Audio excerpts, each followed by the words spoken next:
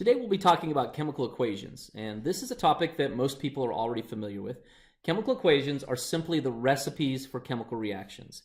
They tell you how much of one thing you need and how much of something else you need to form a certain amount of your product. Okay, and recipes are really a great metaphor for this. It's really easy to think about these as recipes, and it takes away that confusion of seeing all of these symbols that you might not be familiar with. Maybe you're not familiar with what sodium hydroxide actually looks like, but when you just think about it like a recipe and you think about a familiar recipe that you know, then it becomes pretty simple.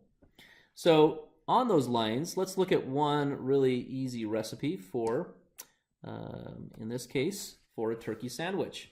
Okay, so if we were writing the recipe for a turkey sandwich like a chemical equation, what we would do is on the left-hand side we would put our ingredients, but instead of ingredients, we call these reactants.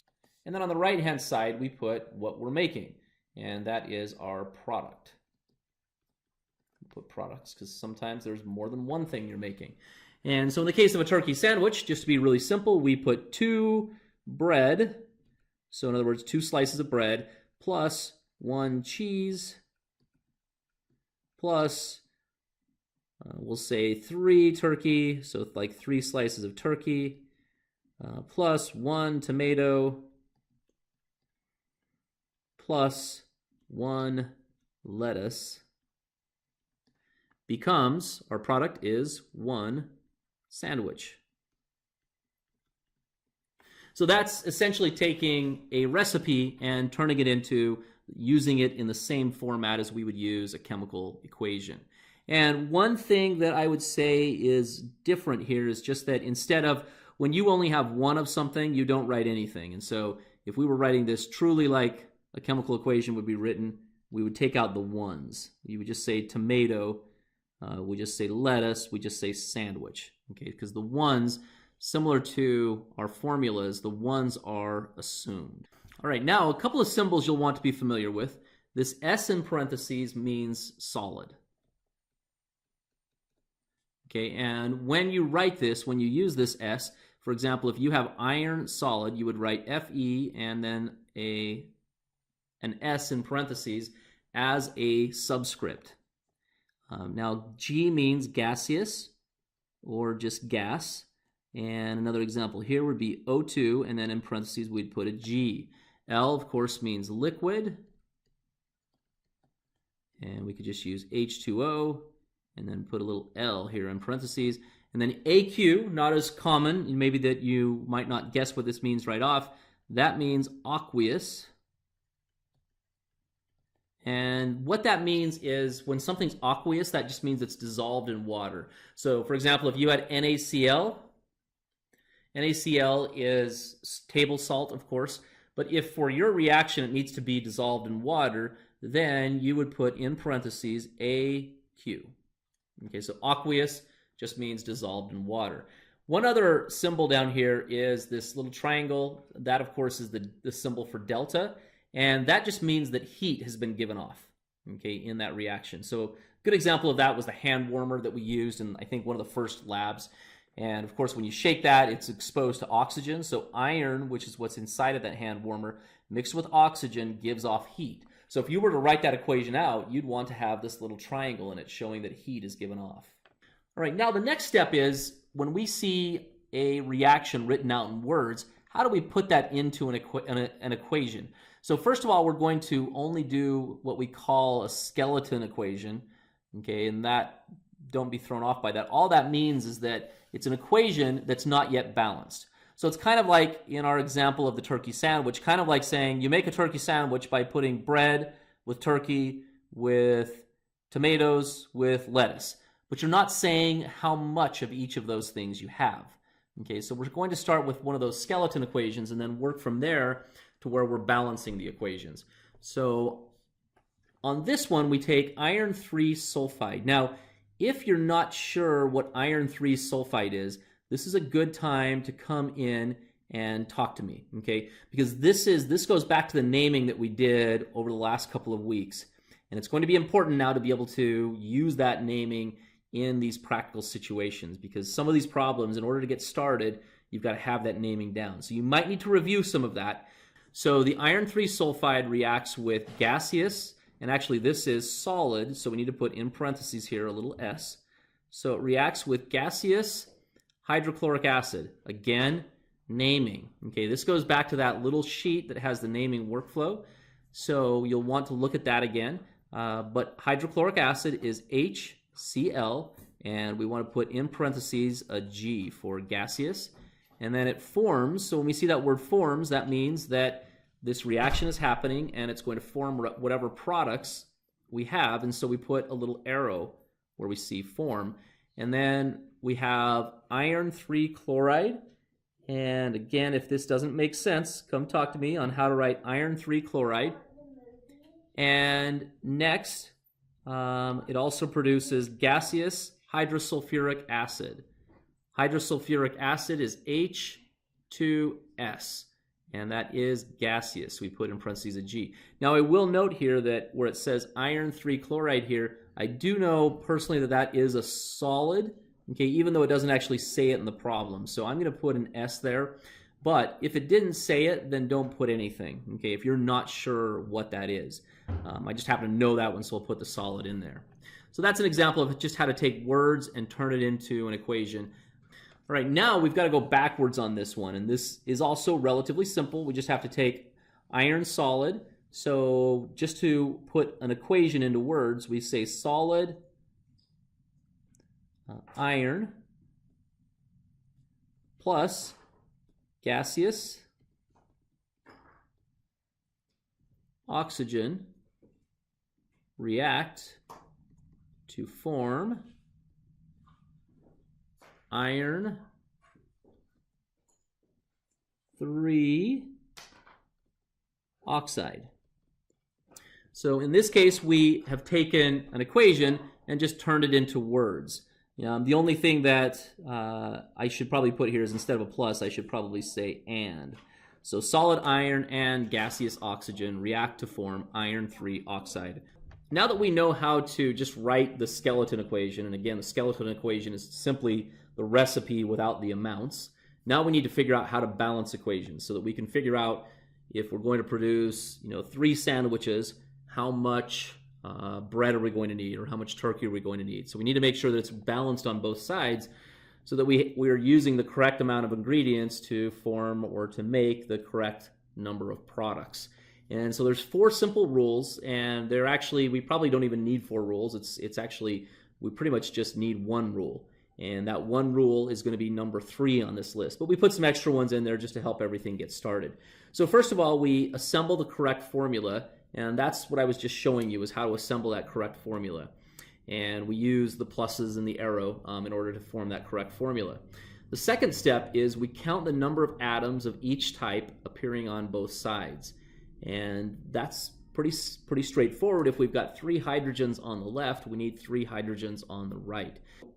And that's what you're doing in number 3, is you're going to balance the elements one at a time by adding coefficients. Okay? Now, that's the big word here, is coefficients. That's what you're going to be changing to make sure that the equation is balanced. Okay? You do not use the subscripts. You don't change those numbers. Okay? You only use coefficients. And if you're forgetting what coefficients are, I'm sure you remember that from math. It's the same thing as in math. But I'll show you what those are just to make sure you're clear on that on 2 slides away here. So, and then one other hint they give is they say that save the hydrogen and oxygen until last. And you'll find that is useful because a lot of times hydrogen and oxygen show up in more than one substance. And so by balancing one substance, you might mess up the other substance and kind of have to go back and forth. And then once you're done, always just double check to make sure everything's balanced. And what you'll find is even if you go about these in the wrong way, a lot of times you're still going to get to the right answer as long as you do that double check to make sure that ultimately what's on the left is exactly the same as what's on the right. Okay, there's a couple of cautions when it comes to balancing. So number 1 is never change a subscript. Okay, so in other words, in our example like H2O, so let's say the left side had 4 hydrogens and the right side has H2O. So we might be tempted to think, oh, I can just change this to H4O to have 4 oxygens on the right-hand side. Okay, that would be wrong because once we change it to H4O, we have a totally new substance. In fact, a substance that I've never heard of. Okay, So we can't do that. One thing we could do, though, is we could change the coefficient and put a 2 in front of H2O. That would be fine to do.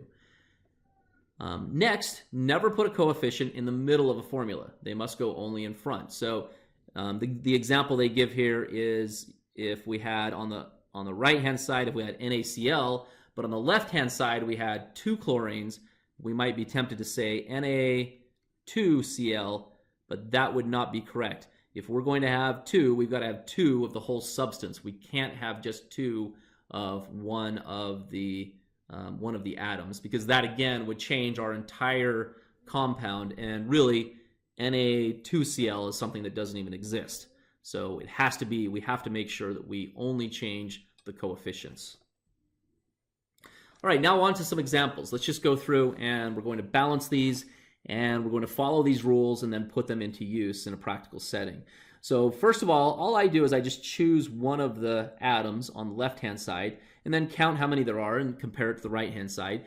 And then if they're not the same, then I try to change a coefficient on either the left or the right to make it so that they're the same number. Then I go to the next atom, do the same thing, Then I go back and check to make sure everything's still balanced, because you'll see, in fact, in this equation, what you'll see is that when we change one of the atoms, it makes it so that our sodium becomes unbalanced, even though it was balanced originally. So we have to make one other change before we're done.